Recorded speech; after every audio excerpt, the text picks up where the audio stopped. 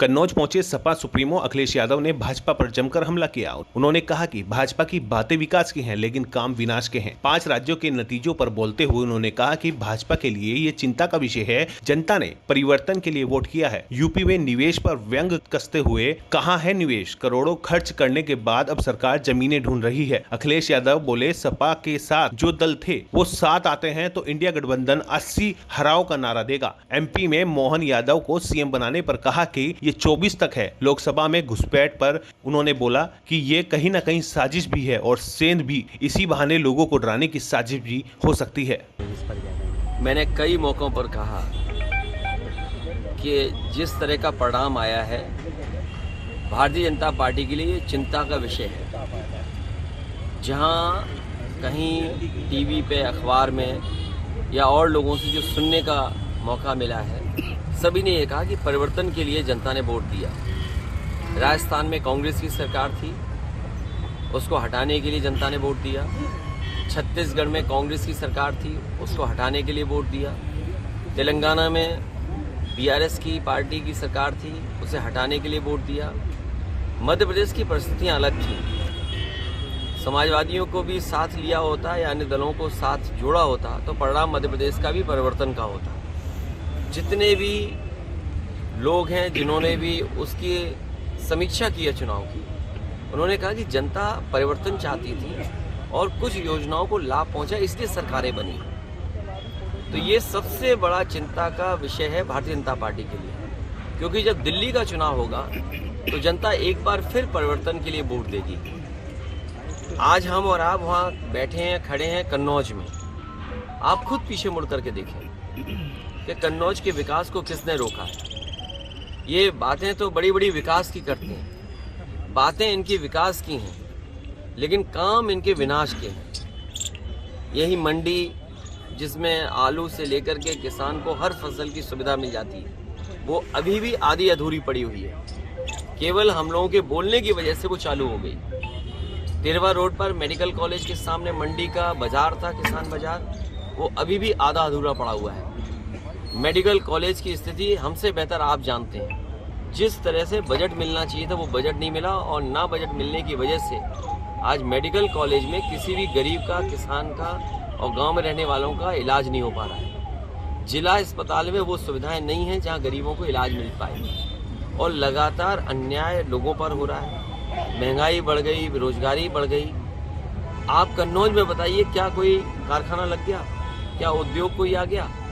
यही बीजेपी के लोगों ने सपना दिखाया कि निवेश के लिए हम बड़े बड़े कार्यक्रमों का आयोजन हुआ।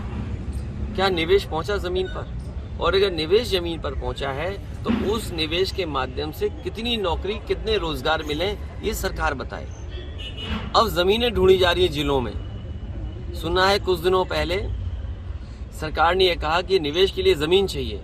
जो सरकार 2 साल होने वाले हैं, अगर निवेश के लिए जमीन नहीं ढूंढ पाई है तो निवेश होगा कहां पर? आपके जिले में भी कहीं ना कहीं जमीन चिन्हित करने की कोशिश की होगी। तो बताइए, निवेश के लिए जमीन ढूंढ रहे हैं और जो निवेश के लिए सब कुछ तैयार है वो आधा अधूरा पड़ा हुआ है। एम्बुलेंस इन्होंने बर्बाद कर दी, पुलिस को बेईमान इन्होंने बना दिया। अभी मैं आया हूँ, कई लोगों ने मुझे जानकारी दी कि पुलिस किस तरह अन्याय कर रही है उनके साथ, और मैंने नारा दिया है कि सभी दल साथ आएं, खासकर जो समाजवादी पार्टी के साथ गठबंधन में थे।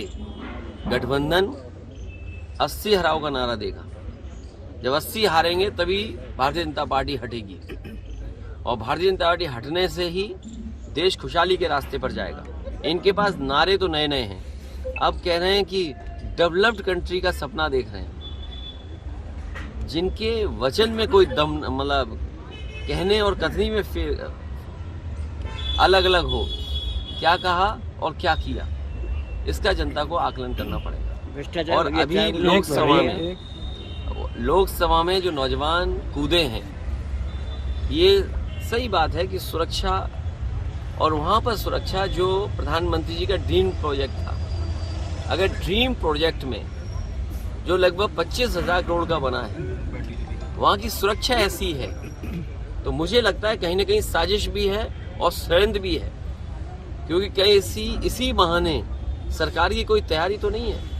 मध्य प्रदेश में ये कहा गया और अखबारों में आज भी निकल रहा है। सोशल मीडिया पे आज भी चल रहा है कि जो लाडली योजना थी उसकी वजह से सरकार बनी। देश के प्रधानमंत्री जी ने भी ये कहा कि महिलाओं का वोट ज़्यादा मिला।